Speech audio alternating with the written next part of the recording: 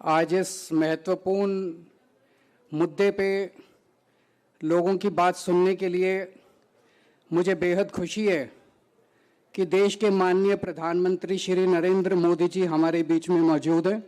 वो अभी स्टेज पे, मैं उनसे निवेदन करता हूं कि स्टेज पे आएं ताकि वो जनता की बात सुन सकें। एक कुर्सी और लगा दीजिए प्रधानमंत्री जी के लिए।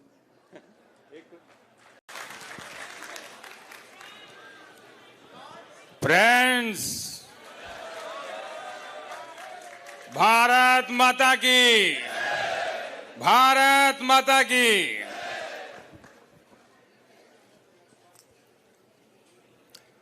आज केजरीवाल जी ने मेरे लिए कुर्सी लगाई है। हालांकि अपने मन की बात बताऊं तो मुझे केजरीवाल जी इस कुर्सी पर बैठे भी ठीक नहीं लग रहे हैं।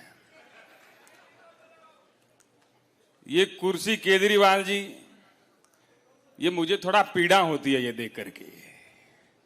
आपको भी होती है क्या?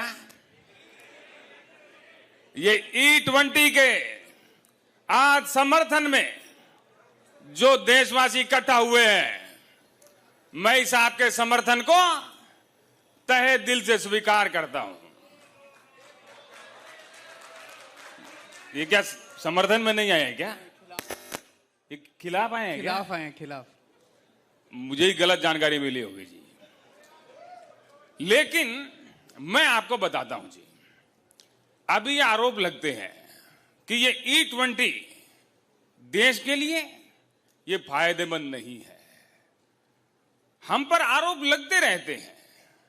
हमें यह भी कहा जा रहा है कि हमने अच्छे दिनों का वादा किया था, अच्छे दिनों का कहा था कि अच्छे दिन आएंगे। और आज आप देखिए, आप खुद भी मानेंगे कि आप लोग इकट्ठा हुए हैं तो आपकी भी यही मांग है कि पिछले दिन वापस आने चाहिए।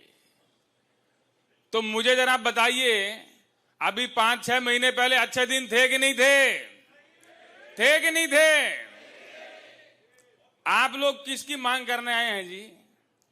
1 साल पहले ये पेट्रोल जो शुद्ध मिलता था, ये जिस रेट में मिलता था, ये आप लोगों को एहसास ही नहीं हुआ कि ये अच्छे दिन आ गए हैं।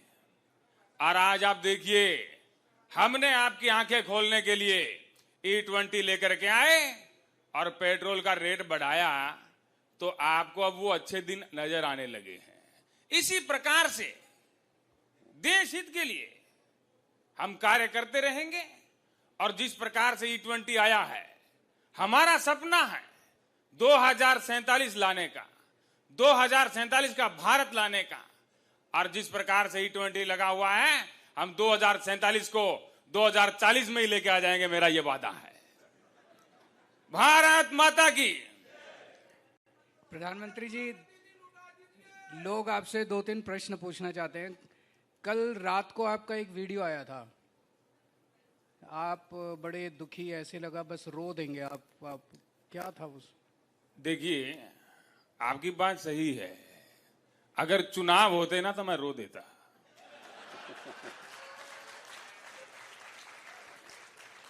पर चुनाव नहीं थे। और ऐसा गालियों से मुझे बड़ी पीड़ा होती है। लोकतंत्र में आरोप प्रत्यारोप होने चाहिए, लेकिन जब कोई गाली का इस्तेमाल करता है तो मुझे पीड़ा होती है।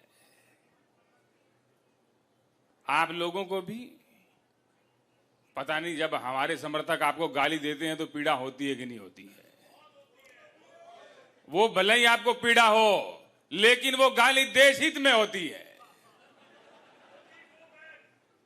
देश हित में गालियां और देशद्रोही गालियां, वो लोग जो मुझे गाली देते हैं वो एंटी नेशनल है, देश के खिलाफ है। और हमारे लोग जो आपको कमेंटों में, इनबॉक्स में जो गालियां देते हैं, उनमें एक प्रकार से एक शुद्धता रहती है।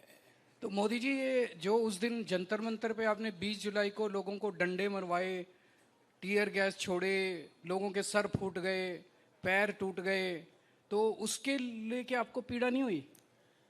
देखिए, कई बार ऐसा होता है जो देशद्रोही होते हैं, जो देश का हित नहीं सोचते हैं। आज आप देखिए, पूरा देश मान गया है, और मुझे तो हैरानी होती है जी, जब मुझे कई बार ऐसा चिट्ठी आती है कि मोदी जी आपने तो इनके 2 डंडे कम मारे, इनको तो और मारना चाहिए था। इस प्रकार मैंने 2 कम मारे हैं जी, और मैं ये अपना ऐसा समझता हूं कि बच्चे हैं जी, भटके हुए हैं। अगर ये 2 डंडों से सुधरते हैं तो मुझे इसमें कोई घाटा नहीं है, क्योंकि ये जवान लड़के हैं जी। ये नेता होते तो मैं बिना डंडों के सुधार देता। फिर तो मेरे पास ऐसा देश हित में इनको एकदम वॉशिंग मशीन में डाल करके देशभक्त बनाने की कला है, पर ये नए लड़के हैं तो कला जानते नहीं है। तो जब आपके लोग छोटी छोटी बच्चियों को गालियां देते हैं, लड़कियों को गालियां देते हैं, जनता को गालियां देते हैं, आपको गाली देने से आपको पीड़ा होती है, जब आपके लोग दूसरों को गालियां देते हैं तब पीड़ा नहीं होती? देखिए,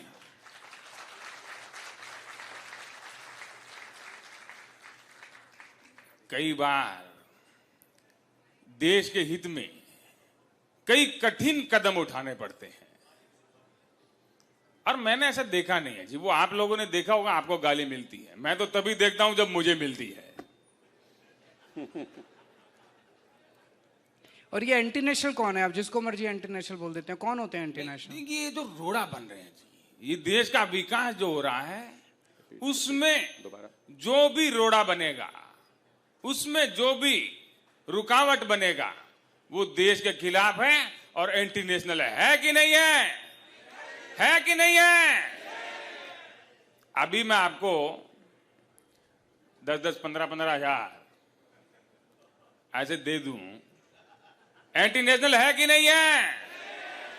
ये आपके लोग हैं जी।